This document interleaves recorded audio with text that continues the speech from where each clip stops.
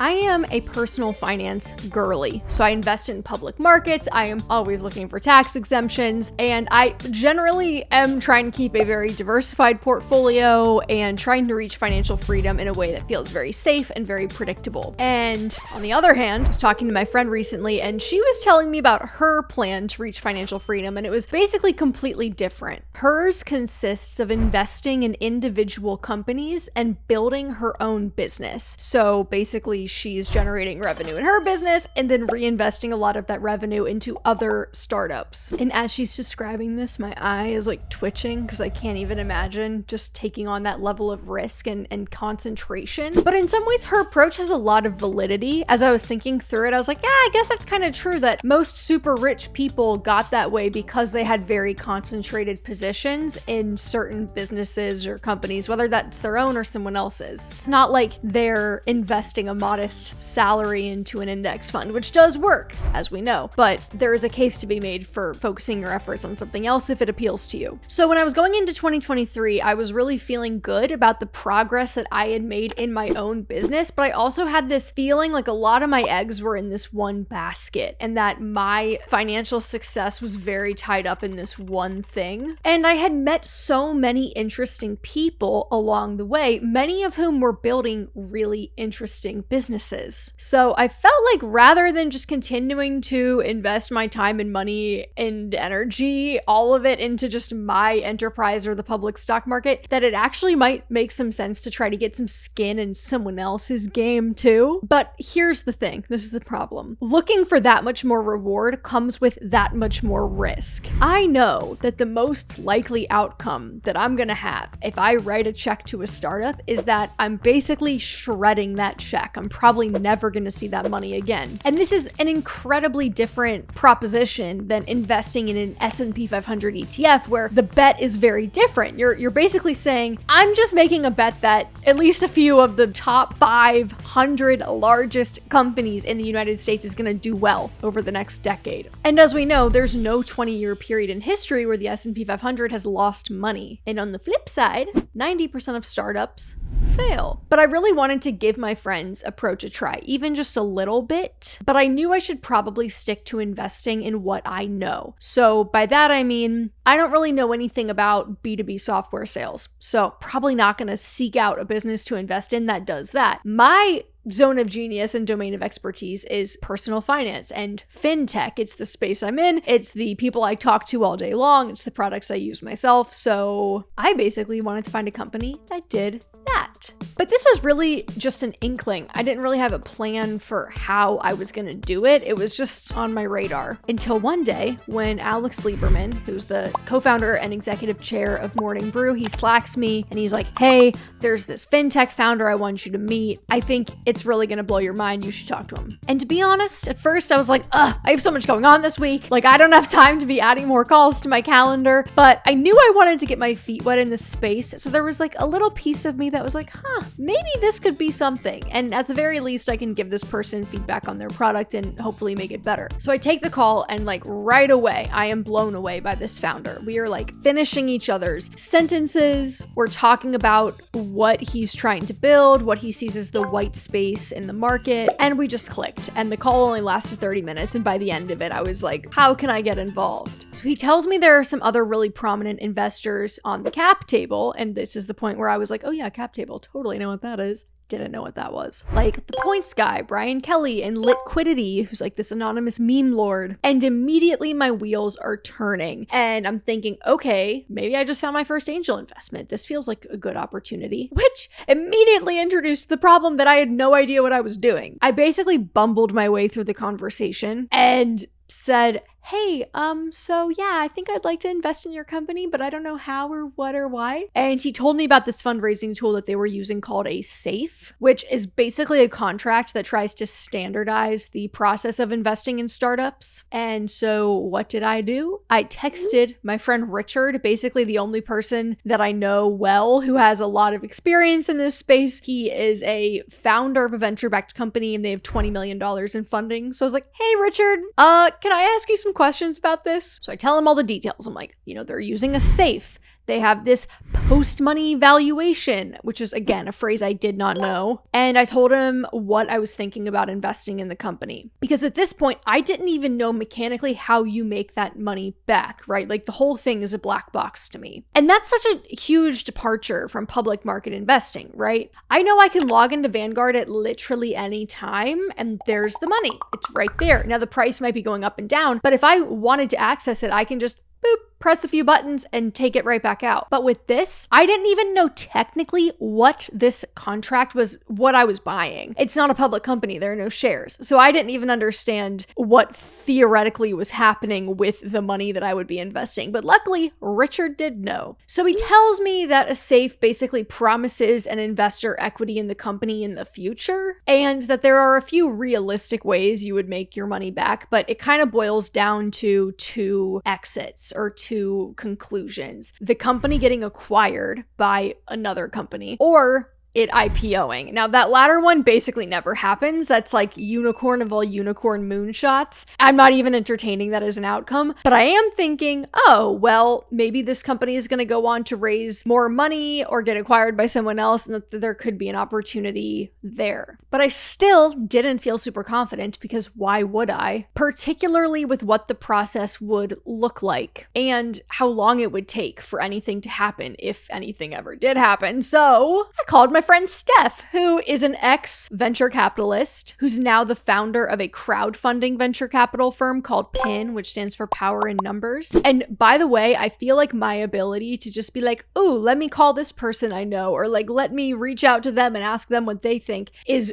really just this weird byproduct of being a content creator in the personal finance space and just getting to meet all of these individuals that have these ties to private markets, which is an amazing part of my work and why I wanted to take advantage of it, but also I think highlights why people talk about these things as kind of happening behind closed doors, because I didn't even realize these opportunities existed before I started doing this work. And to be fair, they probably will not net anything. They'll probably all be worth nothing eventually, but like, let's say one was really valuable in the future. Like, I would have never known about it if it weren't for this. So anyway, I talked to Steph, and I want to get into the technical stuff with you a little bit, because when I was going through this process for the first time, two terms that I kept hearing getting tossed around are pre and post money valuations. And I feel super comfortable and well versed in public market jargon, but I was like, post money valuation, what in the hell? I don't know what that means. So Steph, what does that mean? What is a pre-money valuation? What's a post-money valuation? What's the difference? Why should we care? Yeah, so don't worry, it still trips up many people, including founders who literally do this for a living, so it's definitely not just you.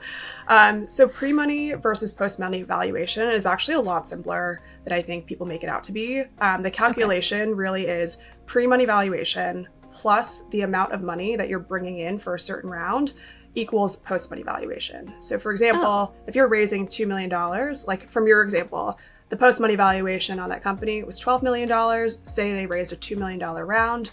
That means their pre-money valuation was at $10 million. And why it's actually important is to understand your ownership stake. So I think the biggest mistake that people make is that they use the pre-money valuation as the denominator when they're calculating their ownership instead of the post-money. So so people overestimate how much they own of a company. And so founders especially, or early stage investors, make this mistake all the time. So the key is when you're evaluating how much you own, say in this example, you invested $1 million, you understand your stake by dividing 1 divided by 12, aka the post-money valuation, not 1 divided by 10. I see. Okay, that is really fascinating. That makes a lot of sense. Thank you. That was the clearest explanation that I've heard so far. Okay, so things are like starting to come into focus for me now. Between the conversations I'm having with Richard, between the conversations I'm having with Steph, I started to feel a little bit more confident about my decision, but I still didn't know how the actual transaction was going to take place. And I'm sure this is different for everybody, but I finally just had to ask the founder, like, hey, how does this work? I'm going to put $5,000 into your company. Where do I sign? How do I give you the money? He literally sends me the contract filled out to sign and wire instructions to wire the money to a bank account. And for a second, I'm like having flashbacks of the Nigerian prince email scams. Or they'd be like, you need to wire money here. But, you know, I knew it was legit. I knew it was okay. Alex Lieberman is vouching for this guy. But still, I was wiring $5,000 into the ether knowing full well I probably will never see this money again. But that I was basically taking a big swing at like a tiny chance at a really big outsized reward. And, you know, Steph did remind me to aim high. I remember we were just looking into Uber's early cap table, for example, and Uber's a consumer product that was out in the wild. A lot of people knew about it, and had unaccredited people or people in general been able to invest. People at the seed stage or at the earliest stage of the company who invested $5,000, they ended up making $25 million. So I told my founder friend, that's really what I'm going for, but no pressure. But the point is, I just really, at every single step in this process, I couldn't get over how fundamentally different it felt from investing in public markets. But at the same time, I think it reminded me how investing in public markets felt in the beginning too. I didn't know what I was doing when I first downloaded the app and bought my first few shares of VTI. That was also completely new to me and felt really, really scary. It really felt like putting money at severe risk. And although this is definitely riskier, there are some parallels, I think, between trying something new and dipping your toes into water and just trying to make sense of a world in which you're not super comfortable yet. But I do think it's funny that there's such an emphasis on like venture capital and angel investing as this fancy echelon of finance, because it all just felt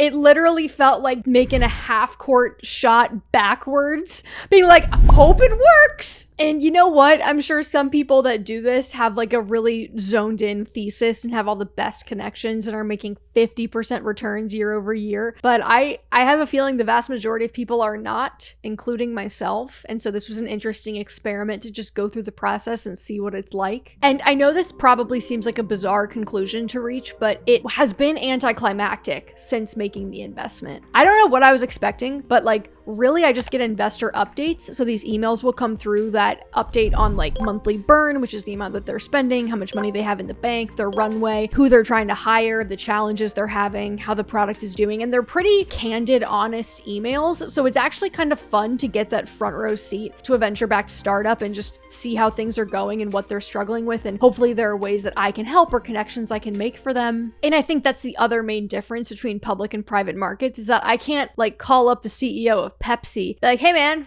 I got a few shares of your company. How's it going? Can I help? You know, they have to publish a lot of financial data to the public, but I have literally no impact on what happens to that company. Whereas I actually probably could influence the outcome of this one through a key connection or distribution or some other thing that I might have access to that they don't have. But I was still really curious about things that maybe I didn't ask about and should have, or risks that I was still not even aware of. So I actually called the founder and I asked him to tell me. Starting a venture-backed startup is a very specific type of business. And actually, I'm running one right now. I wouldn't recommend it for every type of business. In fact, there's a very few number of businesses and types of businesses where this actually makes sense. And so there are a lot of founders who they start the venture-backed startup because raising millions of dollars seems really exciting and growing really quickly seems really exciting. And then they raise some money, let's say in this case in a safe. And then they find after a year or two that actually the venture-backed startup thing is not what they signed up for and they don't enjoy it. And maybe their business doesn't require